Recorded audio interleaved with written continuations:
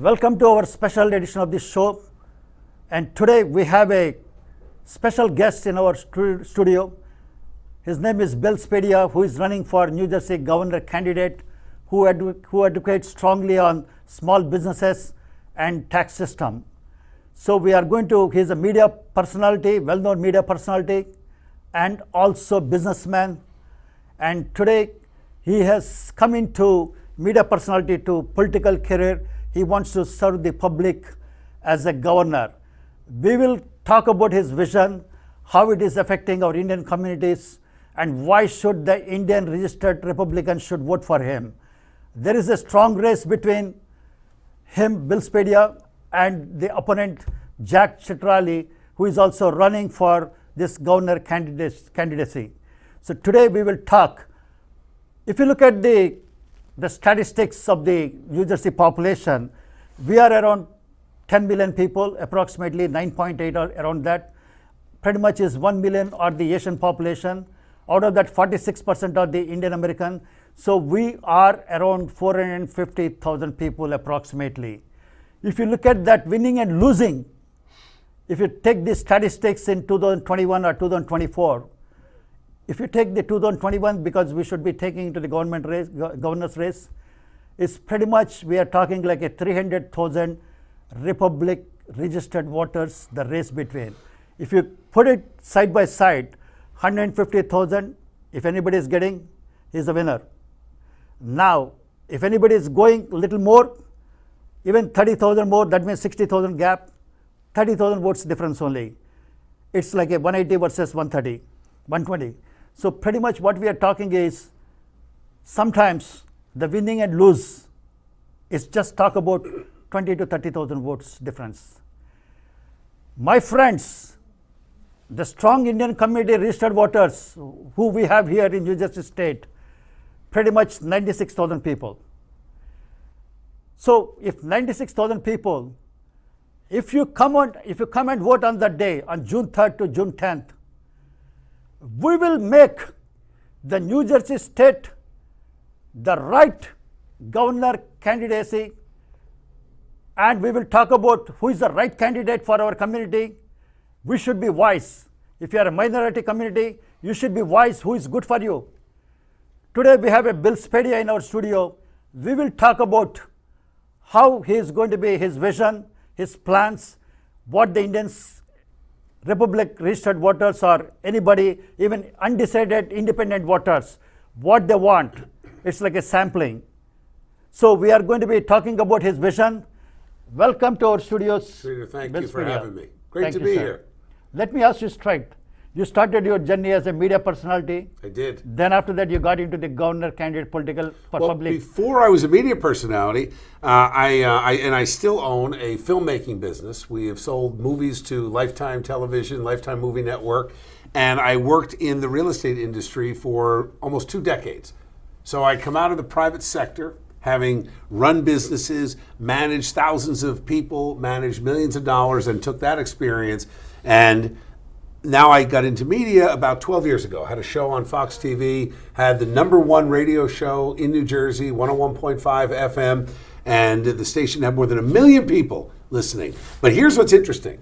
As a media personality, I took very strong positions on the economy, on public safety, on the things that I thought Governor Murphy was doing wrong. I called him out for closing our small businesses during the lockdowns, called him out for forcing vaccines on children and nurses and teachers.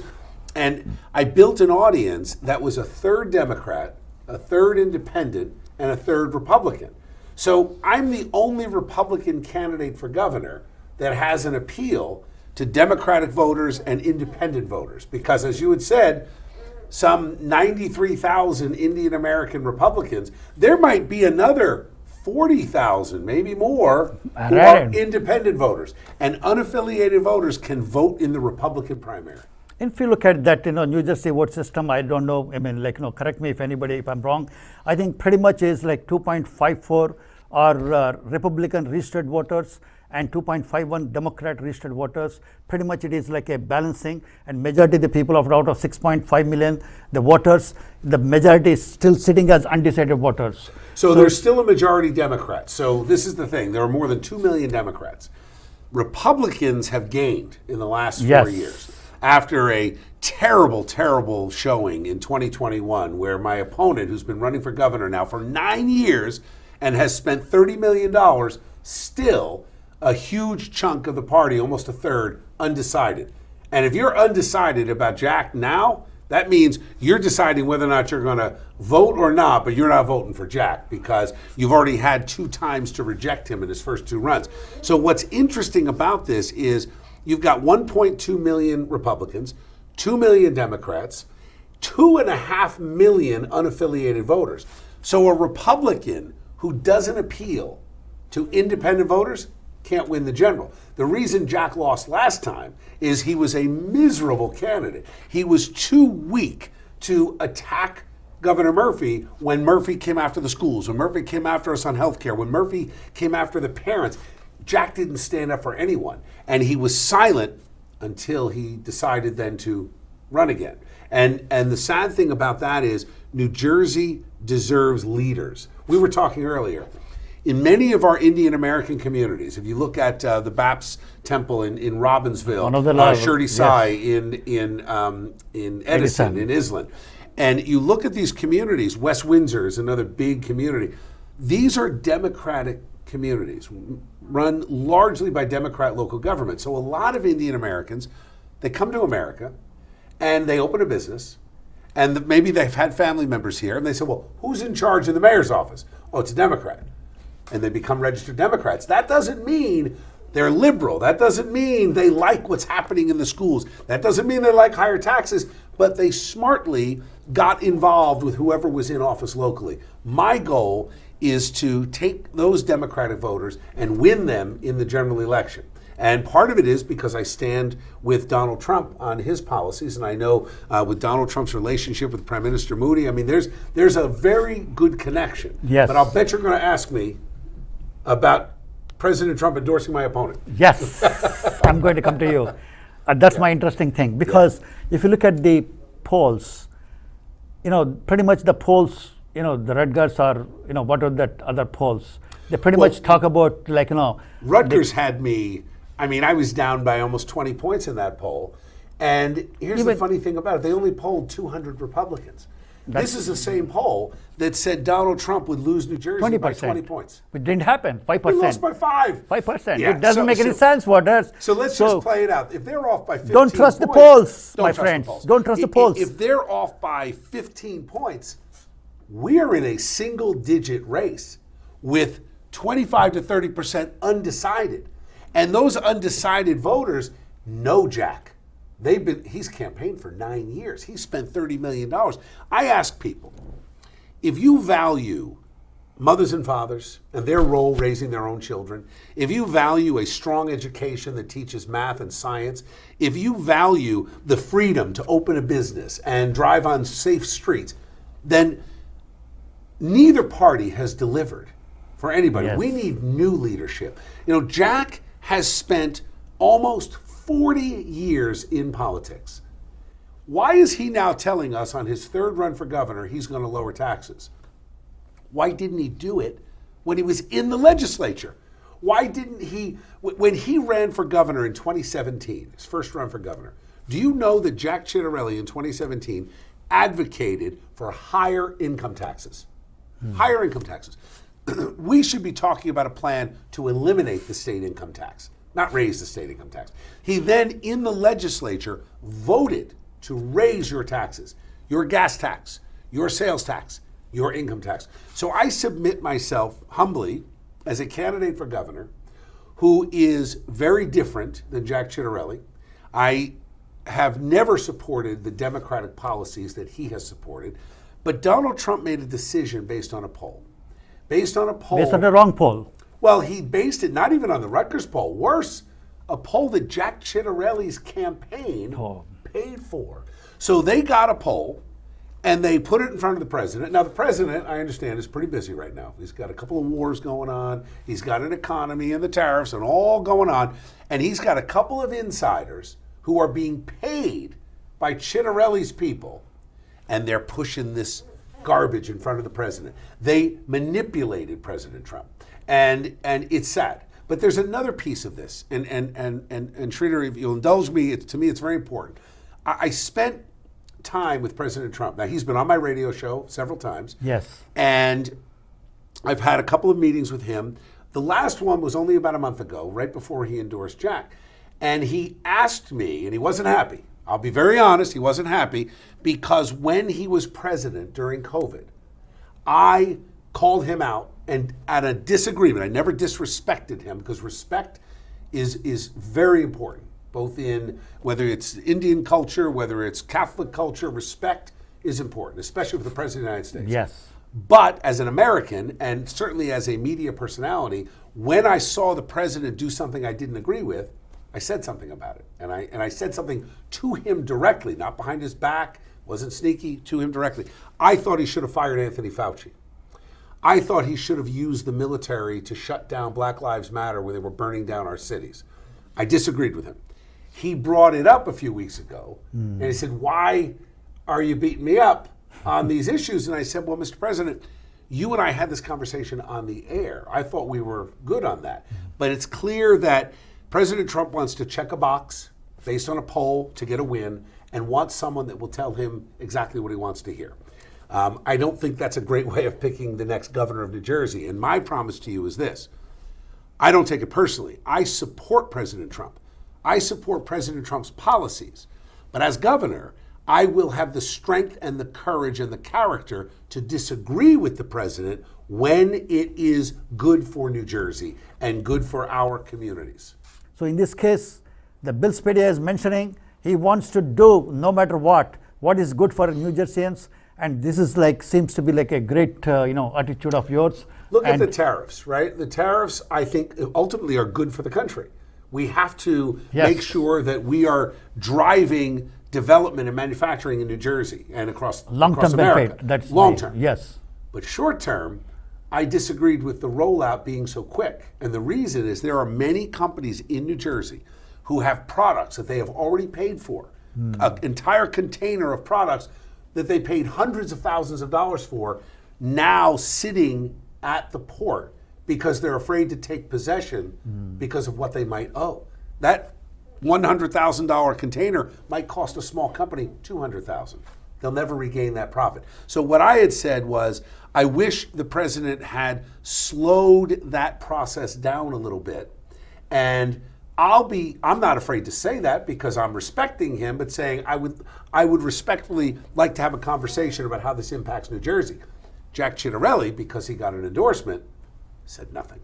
He said nothing. No courage at all, no backbone. He is a product of the same backroom politicians that act and serve their own interests, not our interests. But do you think that recent Trump's endorsement is going to push some Trump fans as well as some undecided voters? Is it going to be your advantage or disadvantage? If you're undecided now, I don't believe the Trump factor will be a factor in that. If you are a Republican who just wants to win and doesn't care what kind of Republican we're going to get, then it might sway some voters. Here's what I've learned. On the Monday night that Donald Trump endorsed Jack, it was disappointing. And I don't make any bones about that. I was disappointed. I went home that night and thought, how did that happen? The next morning, and I get up around 4:35 in the morning, my phone had nearly 800 unread texts. Wow. From people who are supporting me saying, we believe the president made a mistake. And then we went to X, we went to Instagram, Facebook, thousands and thousands of notes, 99-1 supporting us still, saying the president made a mistake. And then our phones started ringing, our emails, and our online donations. We had perhaps our best 2 days of low dollar donations and volunteer requests after the president endorsed.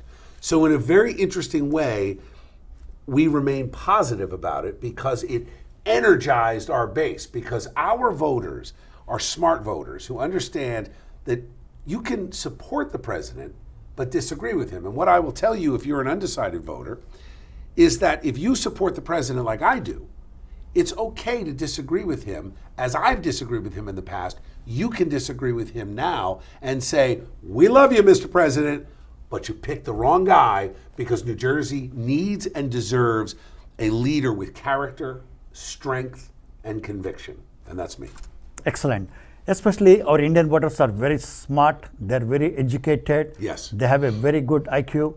I'm sure that they would not get trapped with any fake polls or like any endorsements. Our people are very intelligent. I'm very sure that they will go by what really matters to them is beneficial. In my opinion, they are in favor of low property taxes. Yes. And also most of the people are very much entrepreneurs.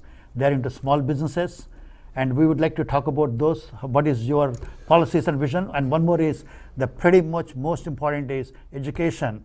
They do anything for their children they make them successful. They want to compromise their life, even their children, to be successful. And the fourth most important is public safety. They want that policing system should be strong. They want that to support. They don't want any nonsense of crimes or anything. So these are the pretty much factors, like, our Indian voters, registered voters. Tomorrow, this 96,000, 100,000 people, they want to walk in and show the power of 18 to 20,000 people can make a difference. Who is the right running candidate going to be? So please tell us these 4 points. So imagine for a moment that you are a voter in New Jersey. Yes. And you have an opportunity, if you are among the 90,000 registered Republicans who are Indian American in this state, and you have an opportunity to select a champion over an endorsement. That will change the Republican Party for good going forward, because it will finally be the voice of Indian Americans that start to influence the Republican Party. Up to this point, there has not been a huge influence of Indian Americans. Most Indian Americans, like most Republicans, don't vote in primaries. We need you to vote in this primary. We need you to say, well, okay, Jack has an endorsement from the guy that I like, but the other guy actually, for his entire career, has stood with the president on his policies. Yes. Very different. Public safety, number one.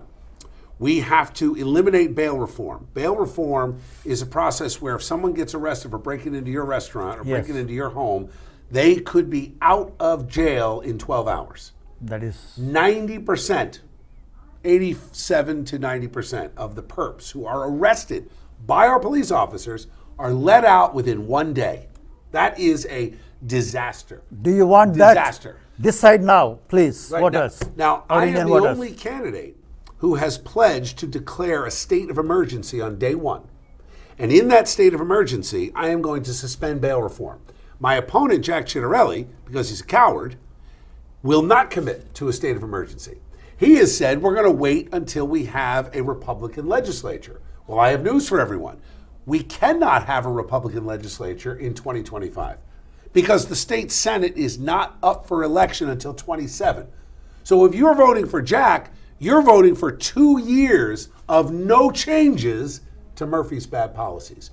If you vote for Bill Spadea, you're going to get that state of emergency on day one. I will suspend bail reform. We will start to enforce federal detainer orders, and I will work with Tom Homan to rid our cities of criminals who are here illegally. So that's public safety. The other thing is I'm going to get rid of the current attorney general.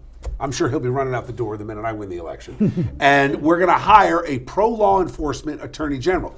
My attorney general will support qualified immunity. That means our police officers can do their job, take down these perps without ramifications of being sued for doing their job.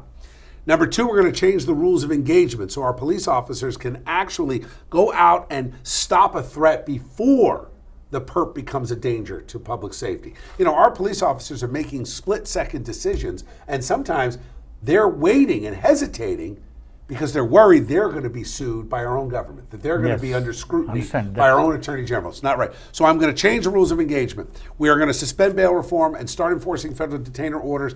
And I will have an attorney general who will protect business owners and homeowners who stand their ground and defend their property. Because many, many businesses have been forced to defend their property and defend their lives with firearms. That is something I am pro Second Amendment, and I will encourage your ability to defend yourself. We don't want to get to that point. We want to get the bad guys off the street and put them in jail. Yes. Now let's move to education. Yes. Education, very important. The problem in education in New Jersey is it's too expensive. So it ties in with property taxes. And you're spending right now 50 to 70% of your real estate taxes are going to education. But it's not teaching our children. Yes. Let's use Newark, New Jersey as an example. If you live in Edison, in Islin, in Robbinsville, and wherever you live, Princeton, where I live, your tax dollars are supporting failed education systems in Newark, Camden, Trenton, Irvington, Patterson. Why? Newark, 28,000 children in the public schools. 4,000 are on a list to go into a charter school, but the governor and the mayor won't let that happen. They won't approve new charter schools. The cost of these 28,000 kids in school, $1.6 billion. Only $400 million comes from Newark. $1.2 billion comes from you and me and you. Yes. 90% of those children cannot do math at grade level. So we have a system that is costing us $1.5 billion, and the kids can't perform at grade level. It's unacceptable. What I'm going to do on day one, I'm going to use the power of the executive order. I am going to go in and take over the Board of Education. We're going to throw them out.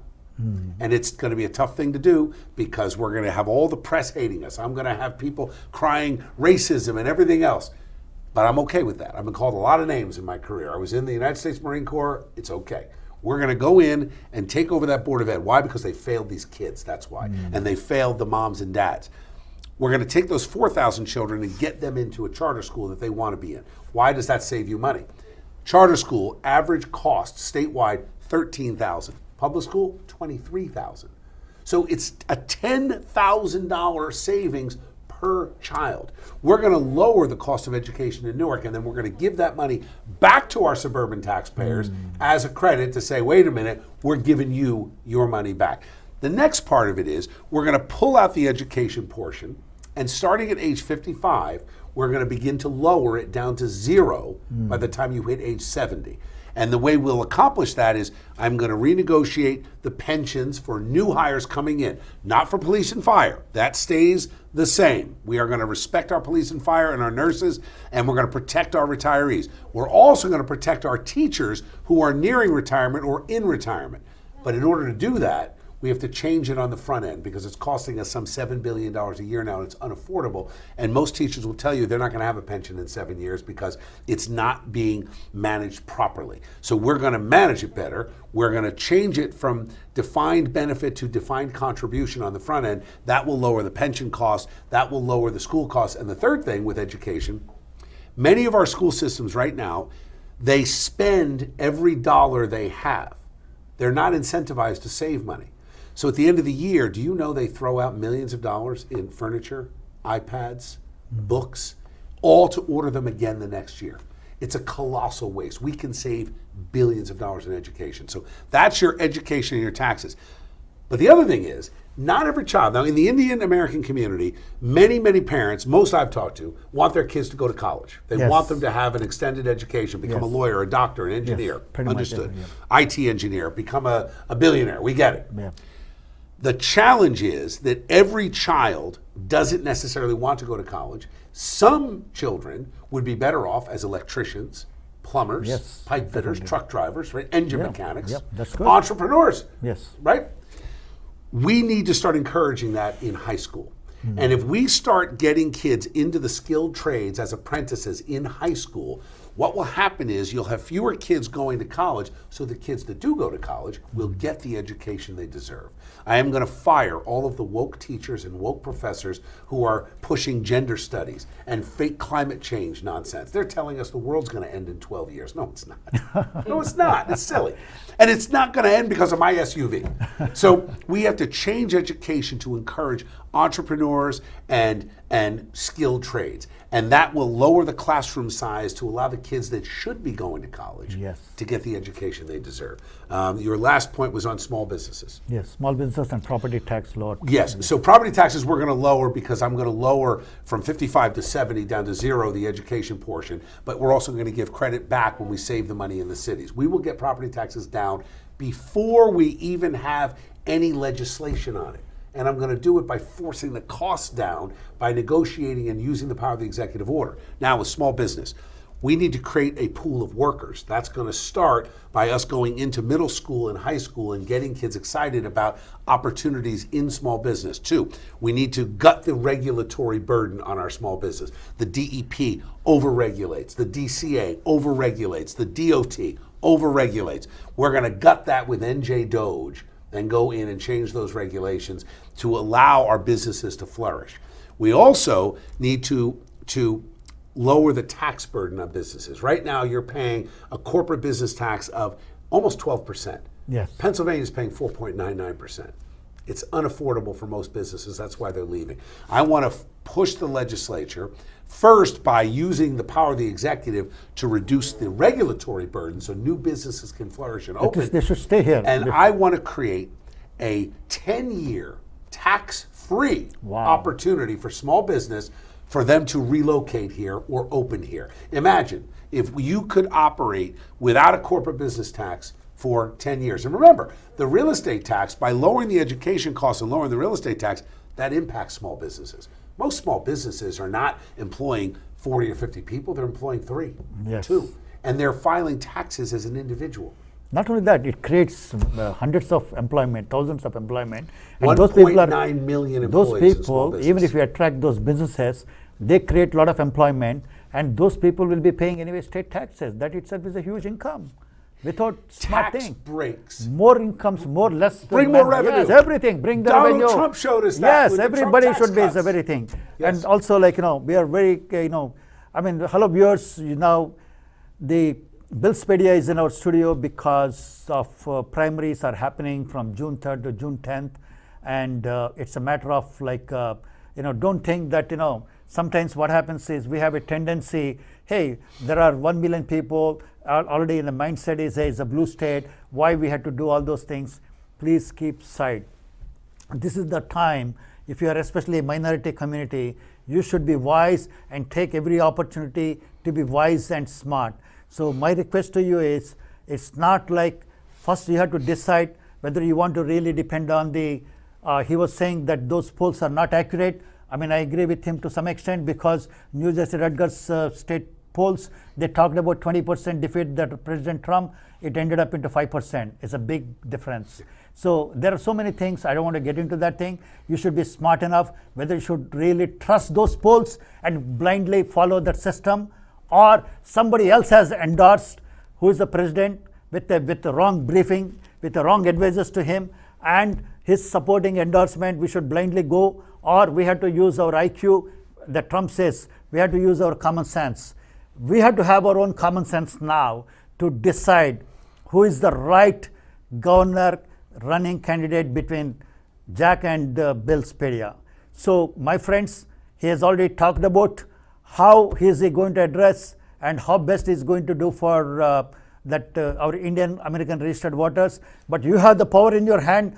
Sometimes 20,000, 30,000 people will decide who you are the candidate going for this primary winning. Then after that, we'll worry about mobilizing more people, and that's a thing. We are going to bring whoever is winning candidate. We will have another show who is good for us. And also, the last question is, our people may be wondering, if you are going to be winning in the primary and you are going to be the governor of our future governor, which I'm hoping also, the way you are charisma, you have a glory of that. Thank you. And now, what is sort of like a representation of the Indian Americans do you think that, you will have not only that and minority come, how you are going to balance, Well, it's a diverse community in New Jersey, especially. I believe that the next governor, should empower the fastest growing community Yes. in our state, which is the Indian American Yes. community. And I think that when you talk about small business, I mean, 75% of the hotels in New Jersey are owned by Indian Americans. So we should have representation from the community in government to help us navigate through cutting a lot of the regulation. We need to have people in our administration, but I'll go a step further. When you look at holidays like Diwali, a very important holiday, has a nice theme of, Yes. of the triumph of lightness over darkness, and that's good. But we only have certain communities that honor that as a holiday. So that means if you are an Indian American family, if you're a Hindu, if you want to practice and you want your children to stay home from school, they're the exception, not the rule. I believe it should be statewide, that our entire public school system should offer Diwali as a holiday at the end of October. Wow. To have that day off. We So are going to have a families can Diwali move as a anywhere. holiday. If Right? Bill Spadea, if you are going to, first step is to make him go and register, go and win the vote primary. with the primary, make him win the primary. And we will have one more special debate with a lot of audience here, at least hundreds of, at least minimum, sizable quantity. And we are going to be giving you an opportunity to ask the questions, how we are going to make the red state at that time. So we hope all the best, Bill Spadea. Thank you for Sridhar. coming to our Thank you, my friend. TV5 and Money TV studio and explaining how your vision and policies are going to be impacting our minority community, especially the fastest growing community of Asian Americans, 46%. Almost 50%, the fastest community is our Indian voters. So be proud and be wise. Have a common sense, as our president says. Use common sense right now to have the right candidate to win this primary. Thank you, Mr. Bill Thank you, my Spadea. We friend. wish on from our studio. Sure. Thank We wish you all the good luck. Thank you Thank so you. much. Appreciate we want that. to see you as a Thank you. primary winning candidate and come to our studio and have I'll be in future right- as right a out. governor also as a governor. Thank you. Thank Thank you. you. Thank you all. Stay informed. We will come back to you with more updates about the happenings as and when it happens. Thank you. I'm Sridhar Chillara signing off at this point. We'll land in some other time very soon. Thank you.